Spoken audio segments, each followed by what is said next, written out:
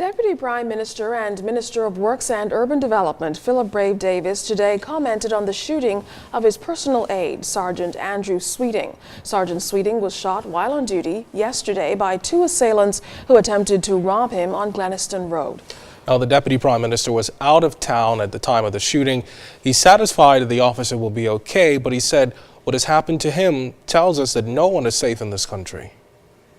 That means that all of us must come together again to make a concerted effort to assault the scourge of crime that we have around us. I was out of the country.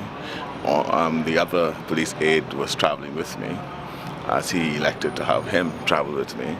And he was at home readying the vehicle to come to get us from the airport.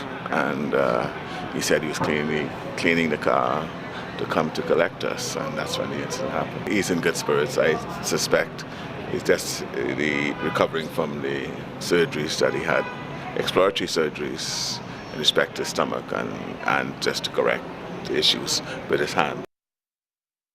The International Maritime Organization has designated June 25th as International Day of the Seafarers.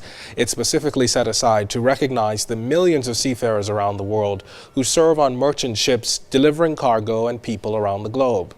Transport and Aviation Minister the Honourable Glenys Hanna-Martin has joined the international community in thanking the many seafarers around the world and here at home, particularly those who risk their lives delivering goods and people to the Bahamas.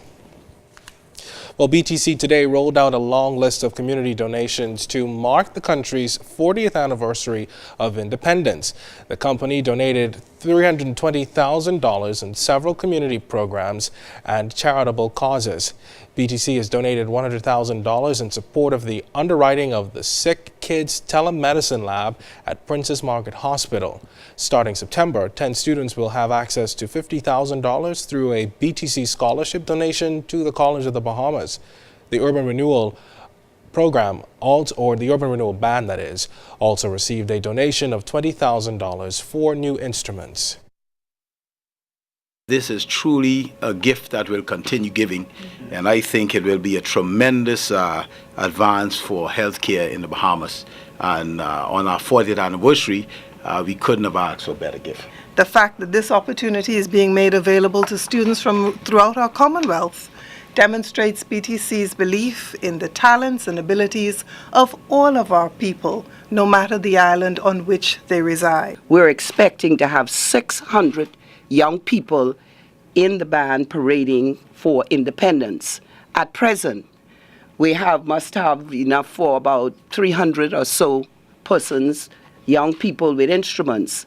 And so this donation today will go very far in helping us to reach that goal. But I just want to say thank you to Mr. Houston. You're doing a great work in this community, and I'm very pleased to know that you're assisting the family islands, because, you know, as a family island girl, I'm very passionate about the islands and the children in the family islands. To see the opportunities they're now being given, thank you for your very kind generosity to all. Now, additional donations were made to the Legacy Ball, the Coconut Grove Heroes Park, the Bahamian Icon Awards, and the first night 40th Independence celebrations in Grand Bahama. This portion of the news was brought to you by McDonald's. McDonald's, I'm loving it.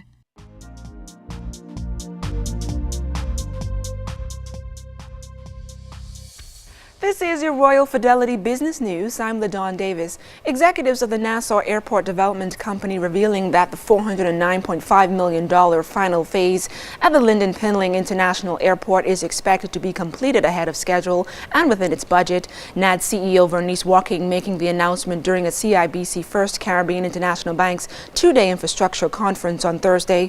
Construction on the new domestic and international departures and domestic arrivals terminal began in October last year.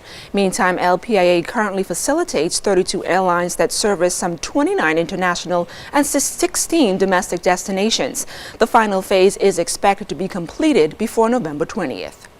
The Grand Bahama Chamber of Commerce is partnering with the Port Authority to host its first ever business workshop next week Tuesday in the nation's second city. It's the Chamber's mandate to prepare small and medium-sized enterprises with the tools needed to take full advantage of a number of opportunities expected to come on stream in a few months. And in international business news, today marks the first day for some good old summer fun, but hurricane season is also upon us, which means you still have some work to do on your homeowner's insurance. Several top U.S. insurance agencies are strongly encouraging millions of American homeowners to re-examine their insurance policies. Last year, Hurricane Sandy caused tens of billions of dollars in damages. And that's a look at your Royal Fidelity business news. I'm LaDawn Davis.